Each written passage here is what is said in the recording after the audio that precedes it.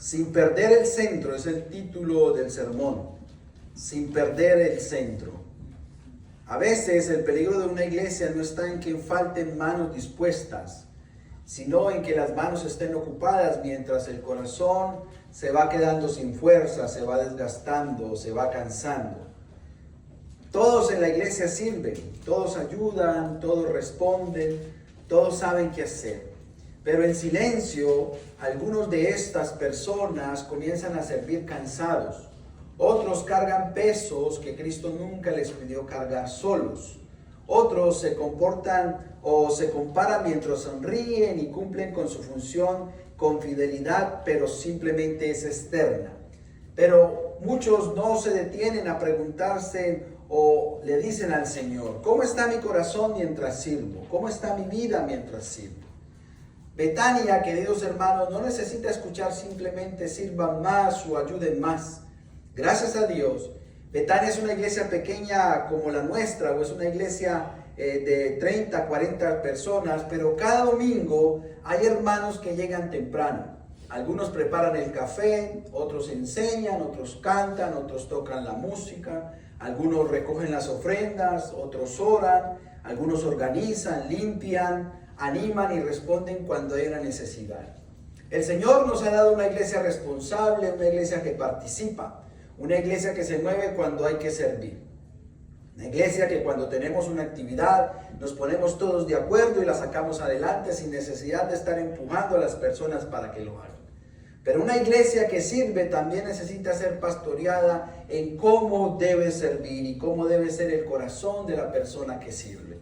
Romanos 12, del 3 al 8 especialmente, la sección que nos corresponde esta mañana, no solo nos llama a poner los dones en acción, también nos llama o nos enseña en usarlos sin perder de vista a Cristo, sin perder de vista el eje central por el cual nosotros o de quien nosotros hemos recibido los dones y el llamado para servir.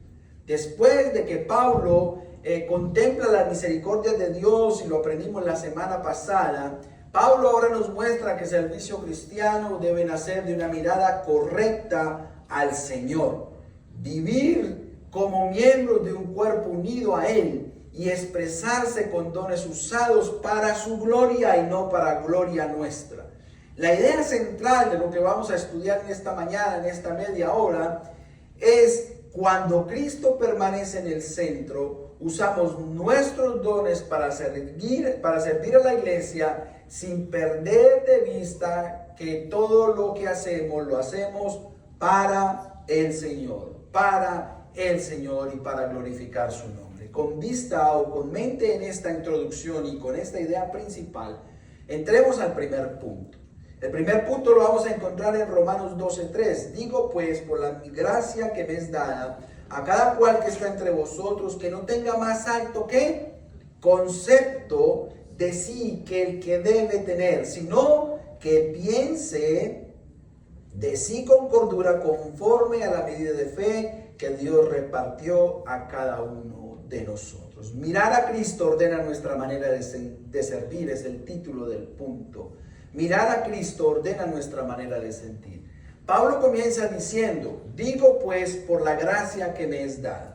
La frase es muy diciente y la frase conecta lo que venimos estudiando de los versículos 2 y 3 con lo que va el apóstol Pablo a introducirse a partir de acá. Digo pues por la gracia que me es dada. Antes de mirar a la iglesia, Pablo recuerda que su propio ministerio es gracia recibida. Les está enseñando a los lectores de la carta a los romanos, a la iglesia en general, que él recibió su apostolado, su llamado por gracia. No fue algo que lo compró, no fue algo que se lo regalaron en una esquina o en una tienda. No, lo recibió por gracia. Él no habla de la obra evangelística, él no habla de las iglesias que ha fundado, él no habla de todo lo que ha hecho como dueño de la obra, como que él le pertenece a él y como que como él lo plantó, como él ganó a las personas para Cristo son de él, sino que habla como un siervo llamado por misericordia de Dios para predicar el mensaje de Jesucristo a los gentiles. Eso nos obliga a levantar la mirada a nosotros mismos. El centro de servicio no somos nosotros. ni nuestra capacidad, ni nuestro don, ni nuestra presión interna por sostenerlo todo. Nosotros no somos los responsables de este ministerio. El centro es Cristo. Él es el Señor de la iglesia. Él es el que pagó en la cruz del Calvario el precio de sangre por cada uno de los que estamos aquí sentados, o cada uno de los que nos oyen por las redes sociales, o cada uno de los que pertenecemos a la iglesia. Luego Pablo dice que nadie debe tener algo muy interesante. Esto es algo que realmente hemos venido tratando por mucho tiempo con la carta a los romanos. La semana pasada hablamos del yo, la semana pasada hablamos de cómo remover el yo, de cómo sacar el yo del corazón y dejar que Cristo gobierne nuestro corazón. El pasaje dice: ninguno tenga más alto concepto de sí que el que debe tener, sino pensar con cordura conforme a la medida de fe que Dios repartió a cada uno. La cordura nace cuando Cristo ocupa el lugar que solo Él merece. Si Él es el Señor, no sirvo desde el orgullo. Si Él es mi Señor y mi Salvador, yo no sirvo desde una óptica en la que yo soy el todopoderoso, o en la que yo todo lo puedo hacer, o en la que yo soy el capaz, o en la que yo soy el que hizo esto, o yo soy el que trajo esto, sino que cada uno piensa de sí mismo conforme a la medida del don de fe que Dios le ha dado. No sirvo desde el orgullo, como si mi don me hiciera indispensable, como si mi talento me hiciera indispensable, como si mi capacidad de enseñar me hiciera indispensable, como si mi forma de hacer la limpieza o de hacer las cosas me hiciera indispensable.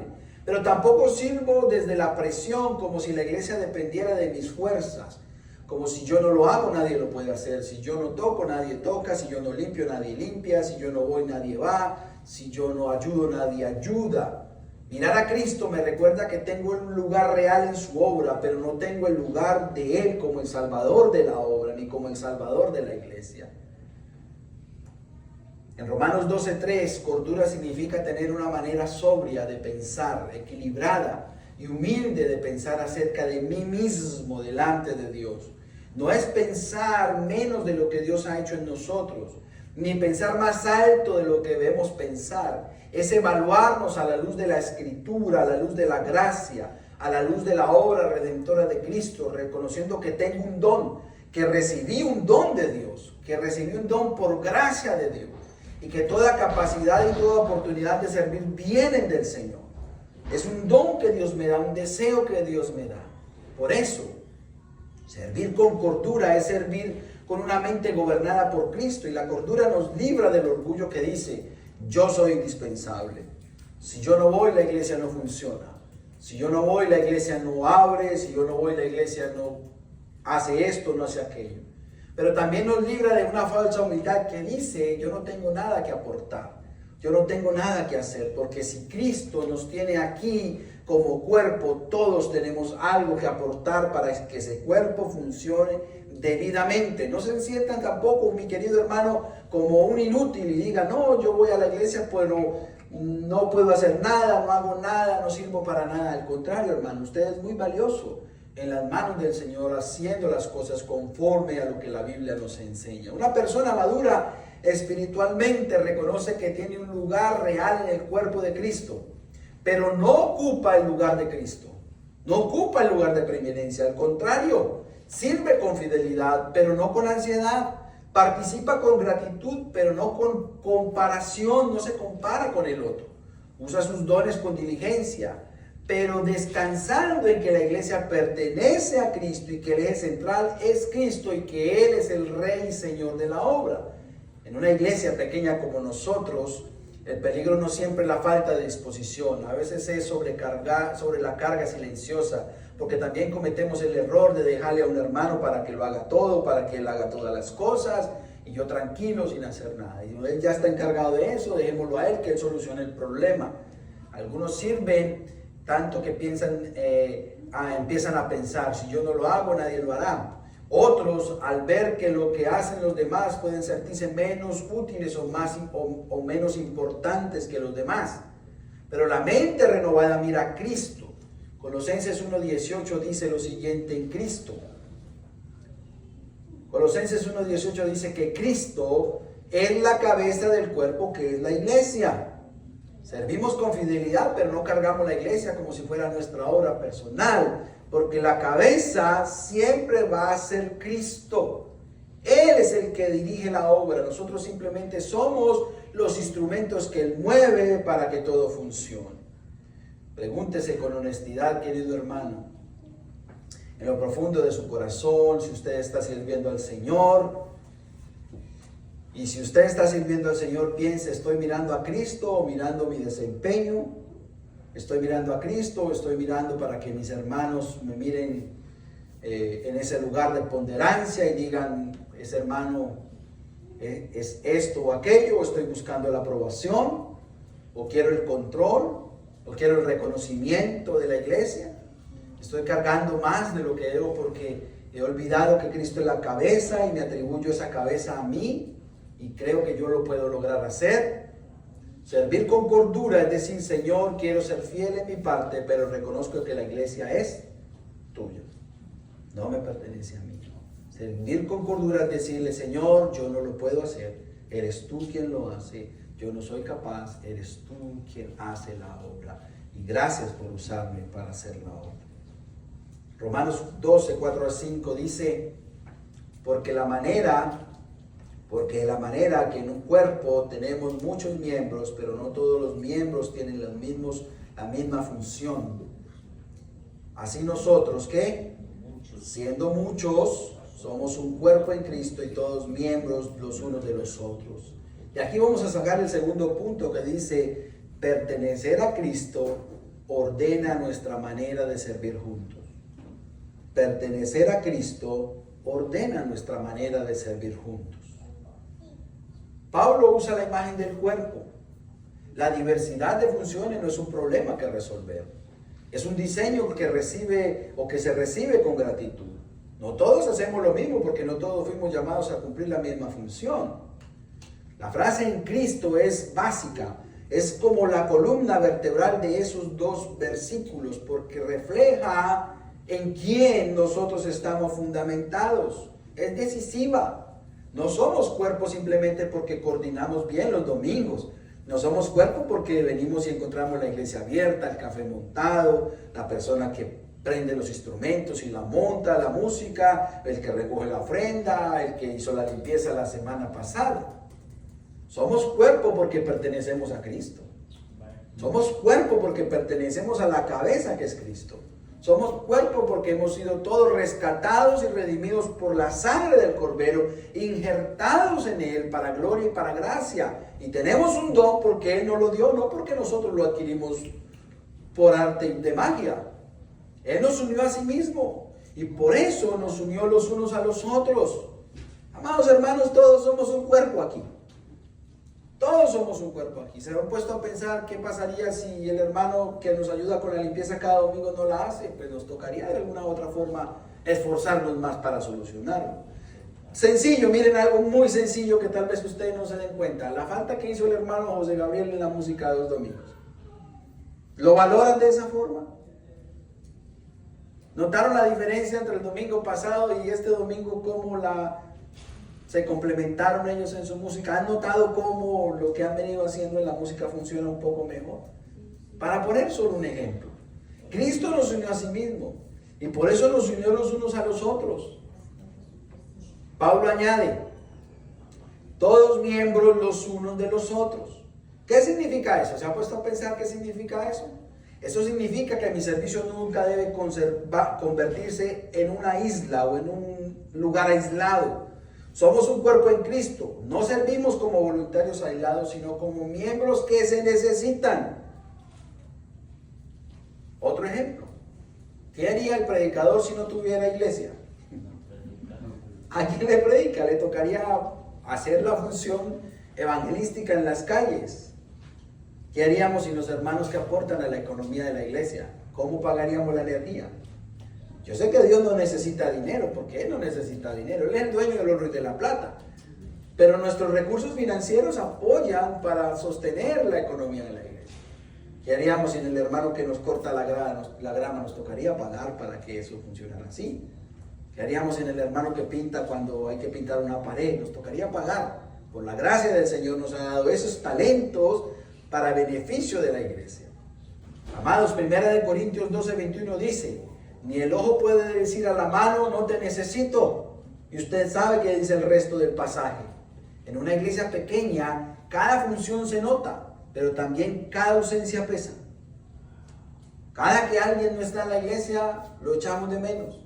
Yo que los tengo en mi mente organizados de aquí hacia allá, como en una U.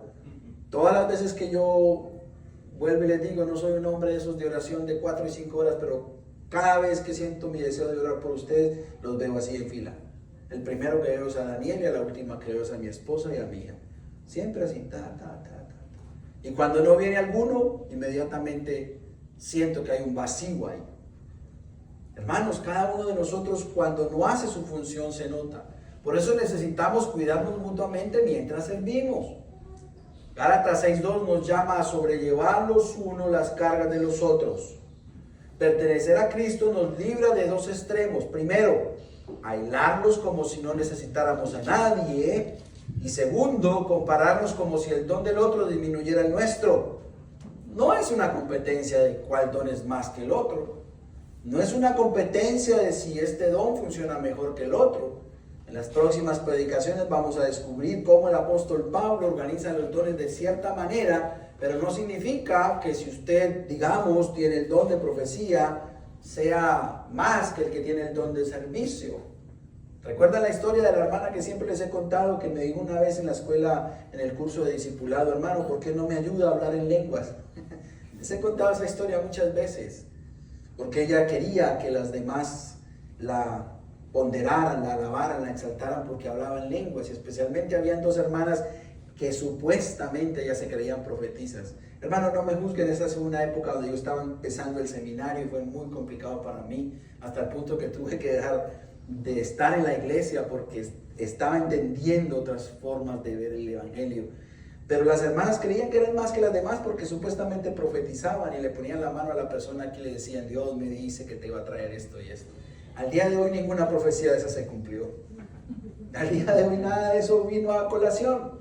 Es más, es muy triste decirlo, pero las hermanas están divorciadas y otra vez casadas con otras personas que no están en el orden que la Biblia nos enseña.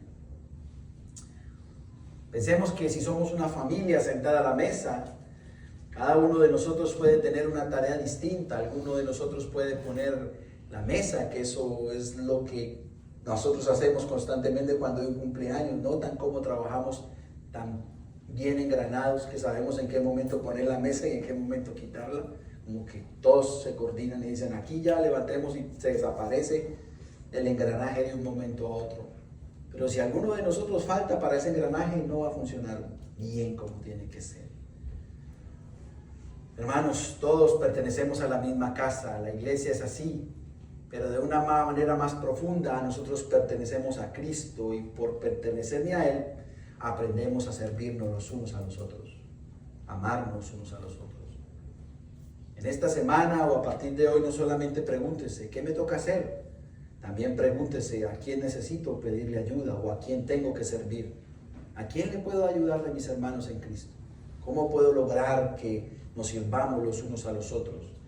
Tal vez alguien de nosotros necesite un descanso y lo podamos ayudar con eso, o ánimo. Y nosotros podemos decirle, aquí estamos para animarlo. Hace 2 semanas les mandé un mensaje en que les dije, si necesitan oración, si necesitan contar conmigo en alguna otra área de sus vidas, aquí estoy. Puede que yo no sea el consejero más profundo del mundo, ni el viejito canoso ese que tiene todas las respuestas, pero puede estar seguro que lo ayudaré a encontrar una solución, no por mí, sino por lo que la Biblia enseña. No bajo mi consejo, sino bajo el consejo de la Biblia. Amados, dice el versículo 6 al 8 para ir finalizando. De manera que, teniendo diferentes dones, según la gracia que nos es dada, si el de profecía, ¿qué? Úsese conforme a la medida de la fe, o si el de servicio, en servir, o el que enseña, en la enseñanza, el que exhorta, ¿qué? Bueno, quiero decirle que la palabra exhortación ahí en el contexto no es regañar, no es maltratar, es simplemente animar a la otra persona. ¿Sí? El que reparte, ¿con qué? Gracias por los que reparten la comida cada vez que hay que servirla, para que repartan con liberalidad. ¿Qué más dice? El que preside con solicitud. El que hace misericordia, ¿con qué? Con alegría. Tercer punto, servir para Cristo ordena nuestra manera de usar los dones. Servir para Cristo ordena nuestra manera de usar los dones. El pasaje empieza diciendo, teniendo diferentes dones, según qué, la gracia que nos es dada. Pablo no presenta los dones como medallas personales. Vuelvo y repito, no es algo que yo pueda comprar, que yo pueda adquirir en una tienda. También un don es diferente a un talento, porque un talento es la habilidad de hacer algo, de tocar un instrumento musical, de cantar, de dibujar bonito. Un don es diferente porque un don es diseñado por Dios para ministrar y servir a los hermanos de la iglesia.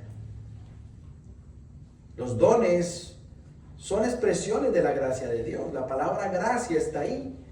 Vuelve a ubicarnos, porque lo que hacemos para el Señor no nace de nuestra importancia, sino de su generosidad. Es decir, hermano, que si usted ha ubicado cuál es su don, usted entiende cuál es su don, es algo que Dios le regaló. Es una extra a la salvación que Dios le dio. Es un extra a la salvación que usted tiene para servir. Amados, observe que Pablo no solo menciona dones, también menciona algo que se llaman actitudes. El que reparte, eso es una actitud. ¿Reparta con qué? Con liberalidad. El que preside, con solicitud. El que hace misericordia, con alegría. Es decir, que según el pasaje, Dios nos ha dado a nosotros la función de presidir. ¿Qué presidimos? Posiblemente juntas, reuniones, escuelas dominicales, lo que Dios nos haya dado. Hacemos misericordia con alegría, quiere decir que Dios nos ha dado la capacidad de hacer misericordia. Y cuando hacemos misericordia no lo podemos hacer con dolor o con tristeza. En una de las empresas donde estoy trabajando como capellán se le quemó la casa, una casa móvil, ¿cierto? Las casas móviles son las que ponen así en los lugares que usted instala, ¿cierto? Se le quemó la casa móvil a esa señora.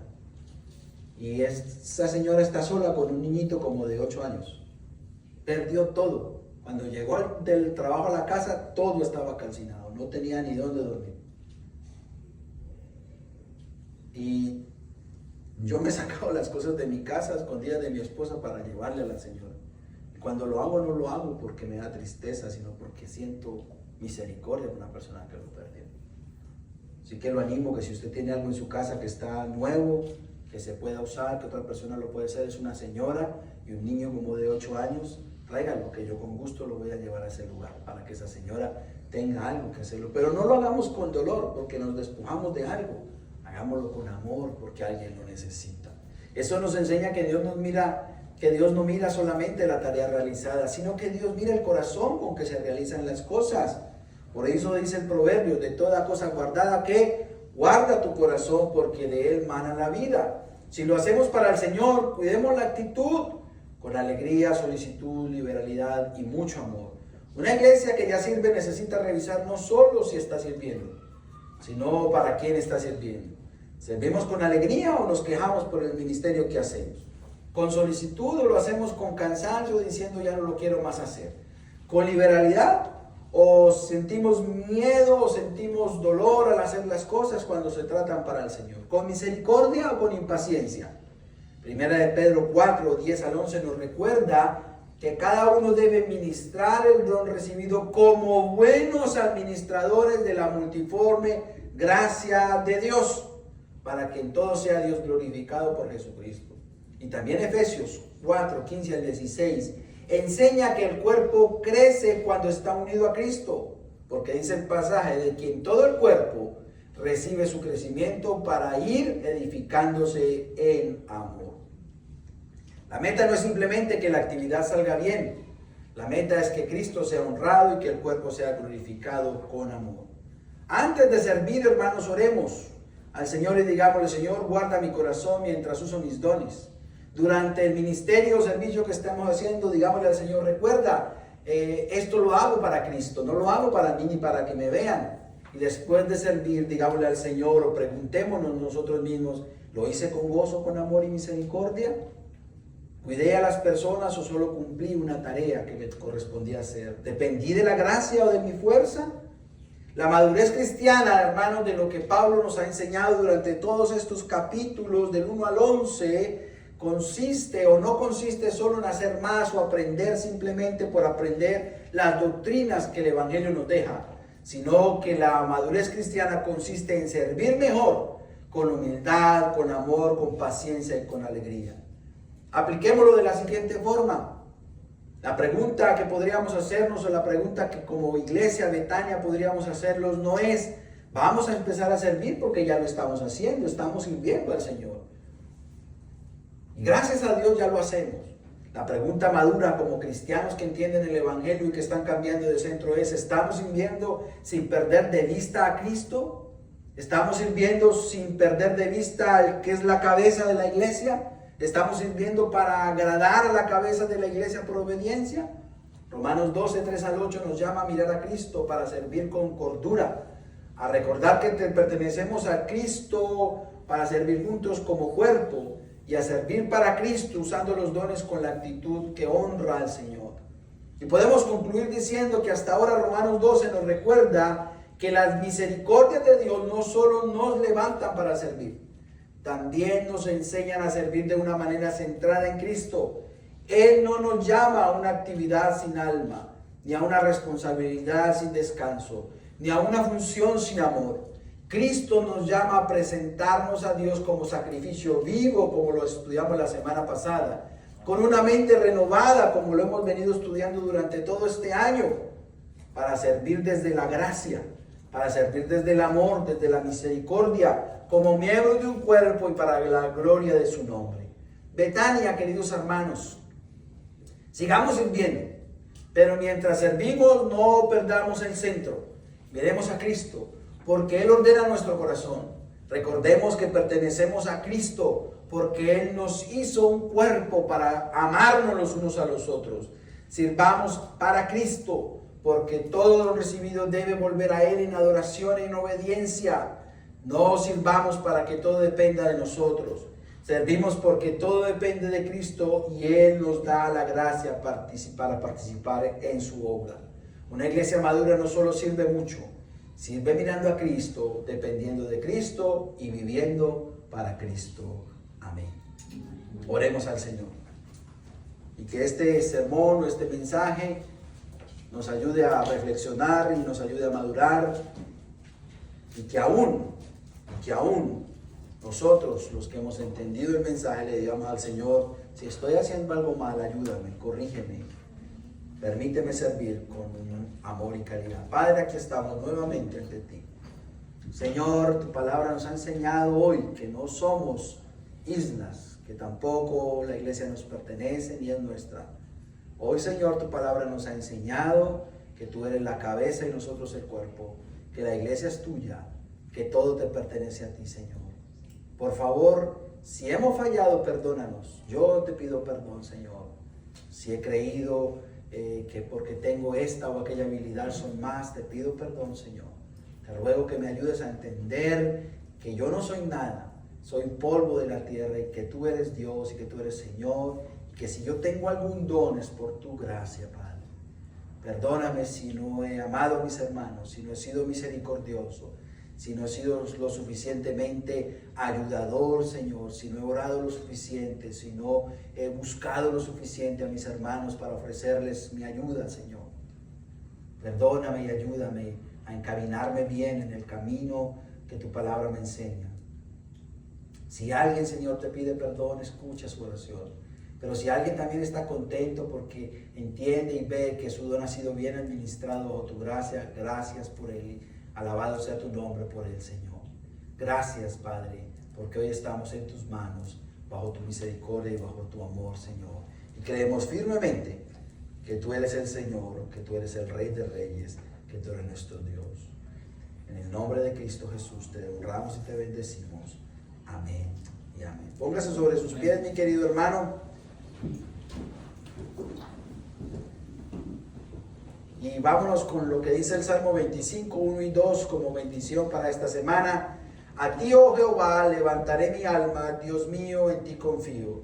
Mas no sea yo avergonzado, ni se alegren de mí mis enemigos. Señor, que tu gracia, que tu bendición, que tu amor, que tu cuidado, que la confianza, Señor, que los hermanos tienen en ti sea manifestada esta semana. Que no sean avergonzados, Señor, y que sus enemigos, si es que tienen, no se burlen de ellos. En el nombre del Padre, del Hijo y del Espíritu Santo. Amén y amén.